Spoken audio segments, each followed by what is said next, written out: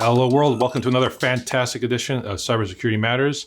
I'm your enigma of a host, Dominic Vogel, and join me as always is my partner in crime, Mr. Christian Redshaw. Christian, who do we have coming in to chat with us today? Well, today, Dominic, we have Mary Marwig and Aaron Walker. They are analysts at G2, and I look forward to bringing them on to talk about cybersecurity and privacy. They're both coming to us live from the Windy City, so we're looking forward to that convo. We'll welcome them on board, and we'll be back momentarily to chat with both Mary and Aaron. Mary and Aaron, welcome to Cybersecurity Matters. It's good to meet you guys, and it's great to have you on the show today. Thanks for having us. Likewise. Really nice to meet you guys too. Awesome. So out of the gate, we want to give some background on the organization that you guys represent, which is G2, which is a technology marketplace. What is G2? Yeah, G2 is a lot of things. It's first a platform for software reviews where we kind of collect a ton of data and then eventually turn it into reports that are similar to like a Gartner Forrester-esque analyst report without the pay-to-play factor. It's just purely based on market details and then the satisfaction from user reviews. So it's unbiased.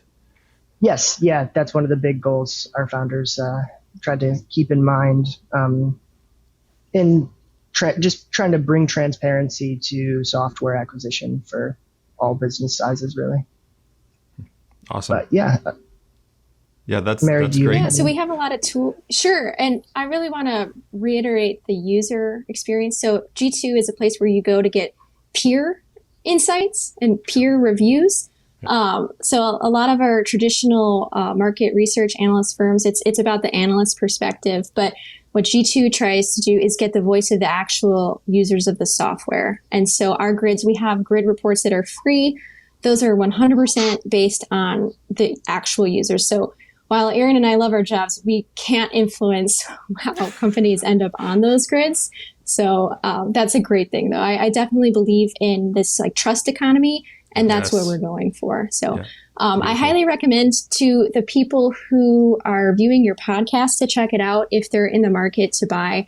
It's always good to do your research. We have compare reports. So if you've narrowed it down to your like last few and you want to stack them up side by side to get that actual user review feedback, please check that out. All of our reports are free. We do them quarterly. We also have a momentum score as well. So for like smaller companies, these entrepreneurial ones that they don't have the huge market presence yet, they can still, if they have excellent technology and their customers love them, they can also show growth as well. So if you're in the market, check us out.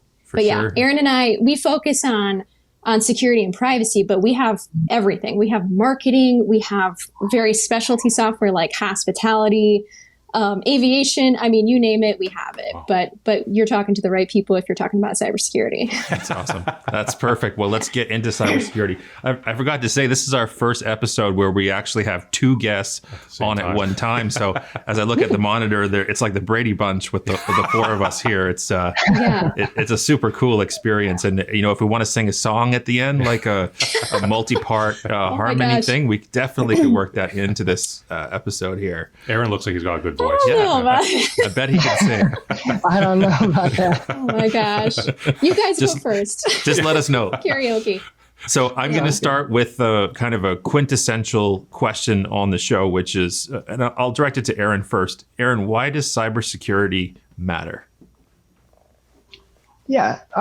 So typically, the way I try to approach the value of cybersecurity is from that business perspective, because most people are using us as a resource to improve their cybersecurity.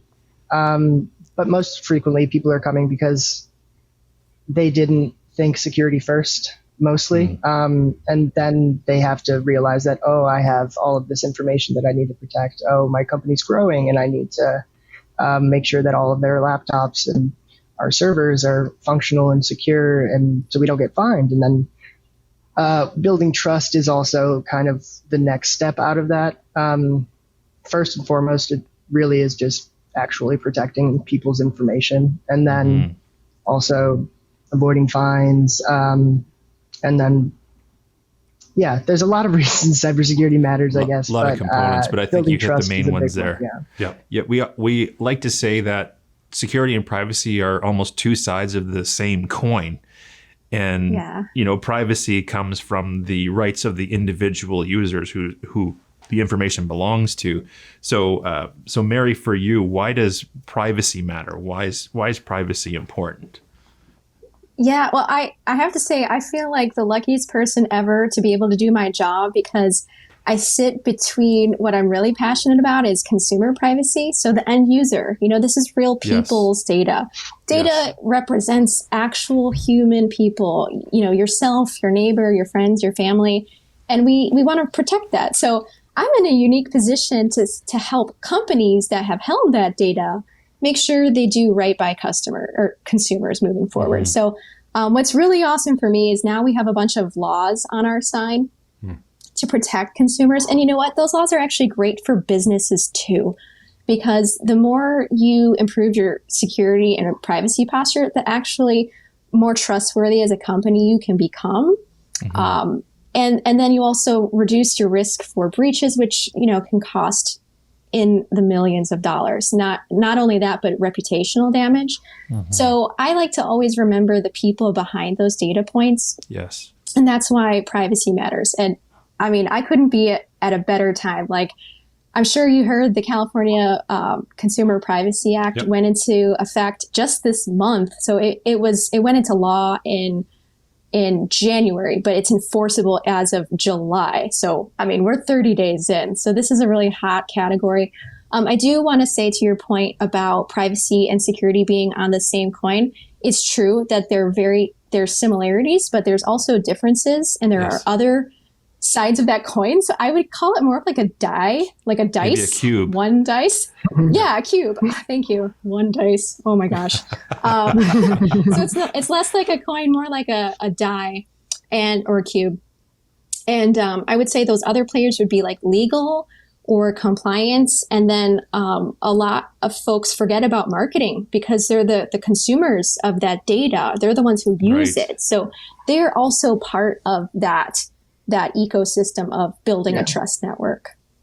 I'd probably throw developers in there too. Just a lot of them too. Even or coming up now, there's a lot more development security hybrid roles and like DevSecOps, but actually securing the code from the start is becoming more and more important. At least I think so. Security by design. It sounds like what you're talking about. Definitely. Yeah, privacy by design. And I'll ask this to both of you. I mean, in terms of longer term trends, in terms of security tools and platforms, and then also on the privacy side, in terms of investment, I know COVID may have thrown a wrench in all this, but are you seeing organizations increasing their spend when it comes to security capabilities and or privacy capabilities? Maybe we'll start with Aaron. Yeah, we are. Probably not enough, but we are. I ran a survey in March, like right after people kind of were mandated to work from home. And there were increases in pretty much all of the technologies, but not to the pool of users with unprotected endpoints and other insecure technologies got significantly bigger, but the number of users using the total spend probably went up maybe 5%, but the number of remote workers doubled. So companies are spending a lot more, but probably not enough. And do you foresee COVID having a lasting impact in terms of either suppressing that spend or maybe even increasing it in terms of remote work? 100%. I don't see any possibility for that going down, with so many companies saying you can work from home as long as you need to feel comfortable or just want to in general. And all of that requires significantly more security, because you're now operating on hundreds of different networks, potentially thousands, on countless endpoints. So companies have to increase spend if they want to secure all these remote workers. Gotcha. And before I swing it back to Mary, I noticed the Pikachu in the background there, Aaron. That's fantastic. Thank you. Sincerely appreciated. Yeah. Mary, your thoughts in terms of, again, privacy spend and what you're seeing in terms of long-term trend. Oh, sure. And, we do have some data as well on like cybersecurity stuff that I'd like to mention. Our traffic right now, our top performing page for cybersecurity is still multi-factor authentication, single sign-on, VPN.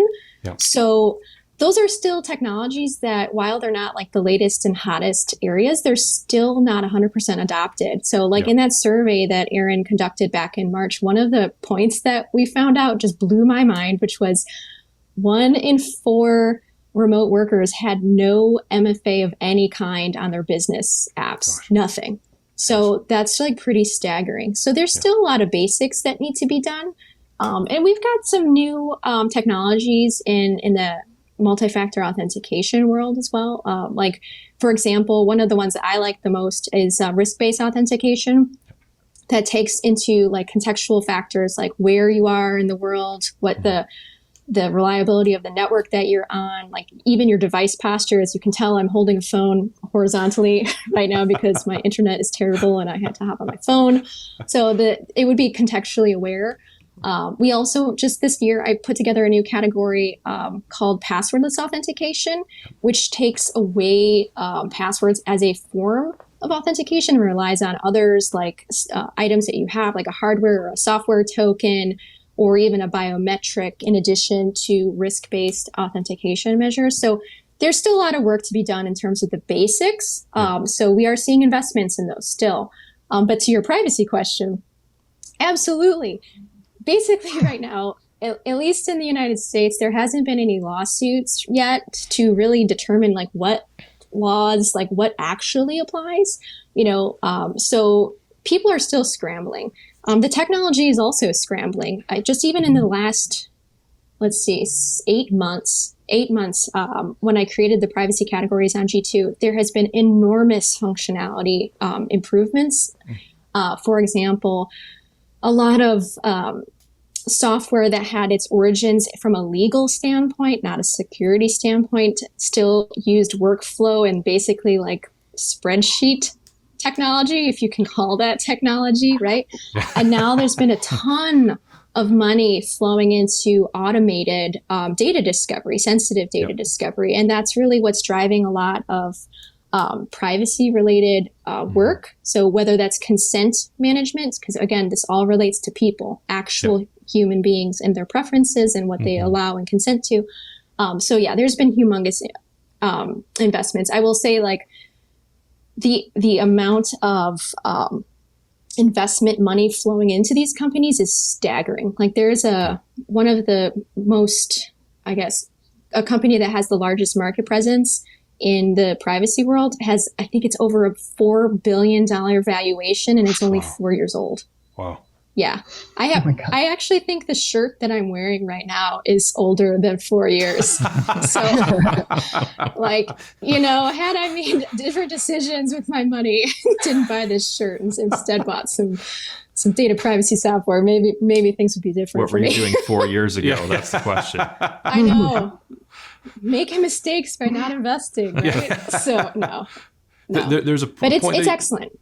The point that you brought up there that I just wanted to discuss a bit more. So you mentioned about some of the basics, some of the foundational stuff that still isn't being done, like multi-factor authentication. And obviously I want to get your thought on this first, and Aaron, if you have anything else to add to it. But why do you feel there's still that staggering number, like you're saying there, 25% haven't adopted multi-factor authentication? Again, MFA has been around for quite a few years now.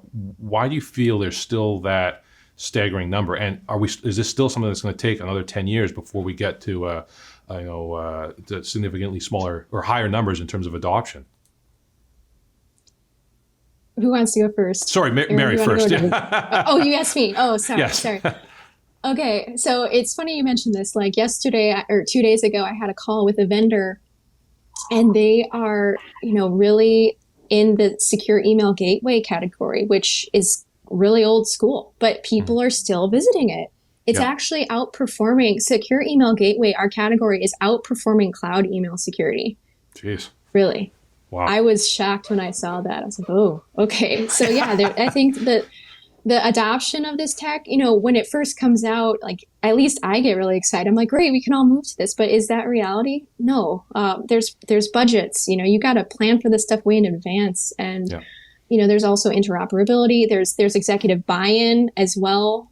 People may not understand how important some of these smaller things like MFA are until they get breached, right? So yeah, I think the optimistic part of me is like, yeah, let's get this great new tech and let's build it from the ground up in the most secure way. But the reality is people are hamstringing stuff together and have limited budgets and resources. So can you blame them? Absolutely not. And so we're here for both of those constituencies, whether you are still not in like the digital, what do people call that? The digital transformation. If you haven't done that yet, and you're just getting started, G2's there for you. We've got all of that. But also if you're interested in the latest and the hottest, newest thing on the block, like that's what Aaron and I love to deal with. But we deal with both. Gotcha. Aaron, do you have anything to add to that? Yeah. A lot of companies I've seen that have like their security spend housed in their IT budget are typically people who are more reactive security wise. And then that is also just an issue in itself, is not really adopting security technologies until something goes wrong in response to that. But what was the original question actually? Just about around like the foundational stuff like multi-factor authentication. Oh yeah. Why is that not more prevalent? Yeah, I'd say it's probably three things in my mind that I could think of.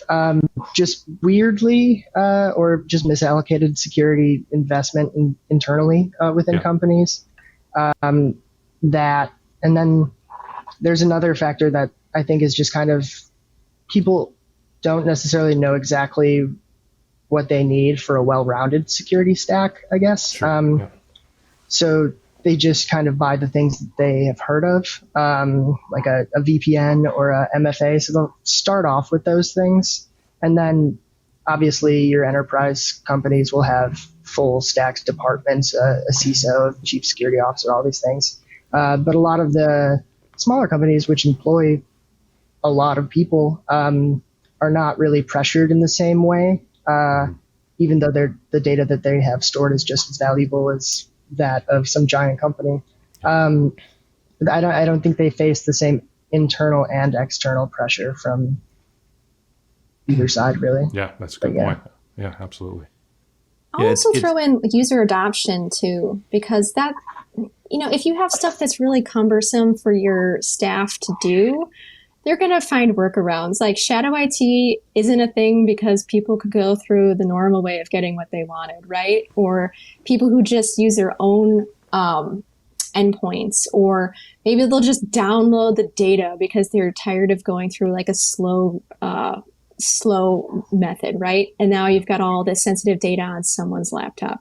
So whatever technology someone adopts, they also have to make the investments in making sure that their end users know how to use it properly and that it's geared for them as well.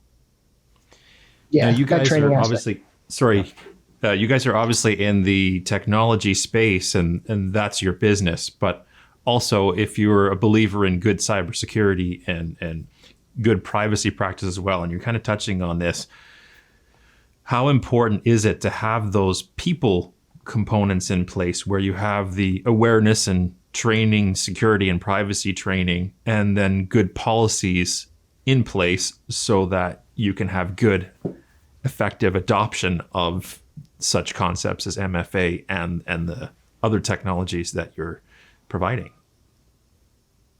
Yeah, I think that's very important. There's a ton of ways that I think kind of previously a lot of security awareness training tools have been lacking in like specificity and the way they're actually presented to employees. A lot of the time you'll get like a video and then a quiz or something, and then you don't really read anything, and you check it off, and you don't think about it again.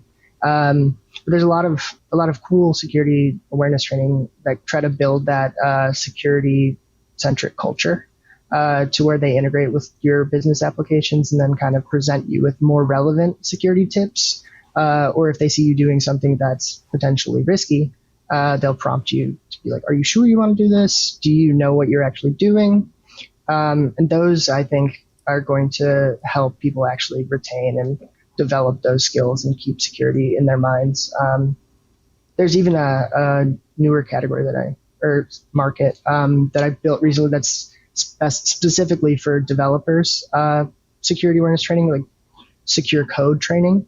So if they're inputting something with a security bug in it, it'll ship it back out, inform them, and then give them a training module to hopefully prevent them from doing that in the future.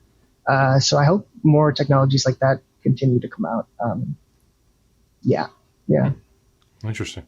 I'm smiling because Aaron and I kind of got into this a few months back where I was like, no, just design the systems like to avoid people. Just like, forget them. Like they're never going to get this right. He's like, give them a chance, put them through the security training. I'm like, oh, like a video, just watching a video and then taking a test by guessing that A, B, C, or D is not going to get you where you need to go. Right. And so I was previously of that camp, but then actually Aaron was able to convince me that investing in training your employees is valuable. And then one of the reasons why I would say that has changed my mind is the prevalence of social engineering attacks. Like preying on people's willingness to do the right thing, what they think is the right thing, or just that Midwestern kindness of holding a door open for someone, and just making sure that people are aware of the ways that they can be, influenced to do an action that's not in their best interest or your company's best interest is valuable. So he helped me kind of come around on that circle. So thank you, Aaron. So you've seen the light, Mary. That's awesome. I love that. Yeah. That's good to hear. Well, that's a great note to end on because we are out of time for this episode. Thank you both so much for sharing your wisdom and insight with us. And I wish we had time for a song, but unfortunately, that's going to have to be it. So thanks so much for joining us, guys. Thanks for having us. Thanks, Aaron. It was a pleasure. Thanks, everybody. Nice to meet both of you. Nice to meet you Cool. too. That was a really interesting conversation. First off, we had two guests at the same time. I don't think we've ever done that before. And I love your reference to the Brady Bunch. It's been a long time since I've heard that used as a cultural reference. So job well done on that one there. But what a really, really interesting conversation, and I think it's fantastic to have a company like G2 that's able to provide peer-reviewed items in terms of different security and privacy software. I know they mentioned they do other things as well, but I think that's so cool because that strips away a lot of the bias and makes it much easier to make a purchasing decision. Dominic, I completely agree. And something that really stood out to me was an analogy that Mary used about the cube. So I was saying security and privacy are two sides of the same coin, but there are so many more dimensions that she so eloquently pointed out. There's the legal, the marketing, and then Aaron talking about the software development as well. Yes. So cybersecurity, privacy, and all those different elements are such a wonderful blend as part of that overall dice or cube. It was just so interesting to be able to get that type of insight and that type of analysis from people who analyzed all these different platforms and software in the space. So I think that was just a fantastic conversation. And again, very different experience to have two guests at once. So be interesting to see if we try that experiment again. Next time we'll make room to sing the song. That's right. But as always, we always appreciate every one of you tuning in to Cybersecurity Matters. It was another fantastic episode. Please do check out the Conversations That Matter YouTube page. Check out previous episodes. Check out other podcasts in the family umbrella. But until next time, be well, be safe, and we'll catch you next Wednesday on Cybersecurity Matters.